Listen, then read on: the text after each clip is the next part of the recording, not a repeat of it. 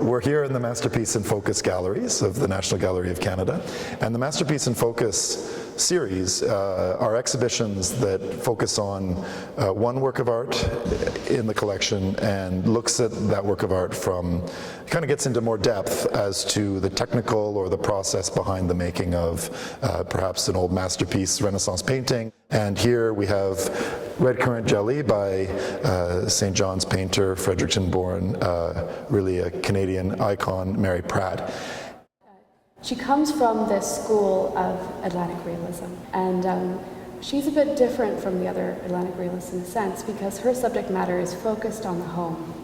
It's what surrounds her on a daily basis within the walls of the houses that she has lived in. So this is the meals that she's prepared for her children and her family, for herself.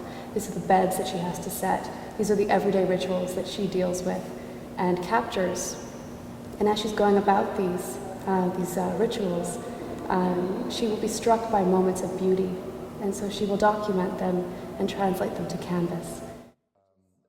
And I became quite fascinated in organizing this exhibition in this actual shift, which is documented in the show to a certain extent, between what are really early impressionistically styled paintings, which are much looser than the realism that we come to associate with Mary Pratt. And this was not how she wanted to paint, but it's how she needed to paint at a time when she didn't have much time, and she also wasn't using a camera. So those kind of moments in the day when she would see something and have to capture it would literally have to be captured in paint, which led to a very loose brush style. Then in 1969, suddenly the camera is introduced to her work. She can take a slide.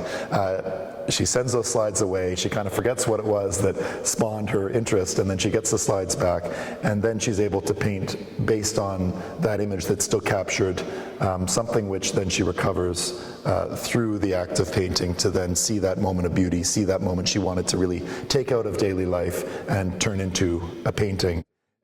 So what surrounds the work here are a couple of the paintings she made just after using slides and the camera. And then just after, so we have the eviscerated chickens, these two chickens, and yes, it's from 1971, that work, so it's standing on top of a Coca-Cola case. It looks vintage because those were the objects, that was the time. At the opening,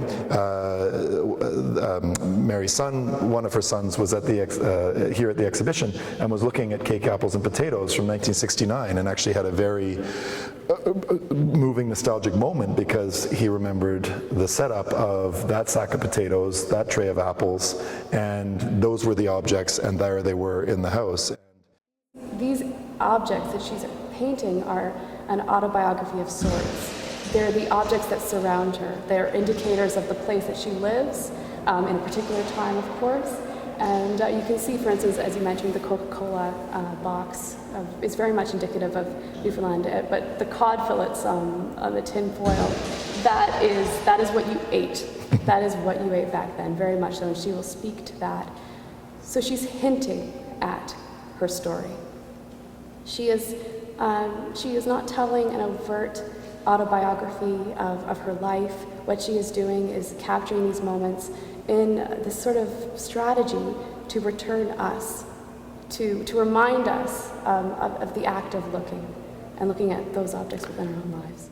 In many ways, I think what this exhibition allows the viewer to do when they come in is hopefully slow down and really take in a slowness of viewing these everyday scenes, which seems to suit looking at Mary Pratt's work perfectly, which is all about slowing down our vision, possibly. Well, the wonderful thing about Mary Pratt's art is that it has that effect of once you leave the gallery, you will often be able to, you'll see the beauty in the walk home or the preparation of a meal or the mundane tasks that we all have to deal with. It's a celebration of that.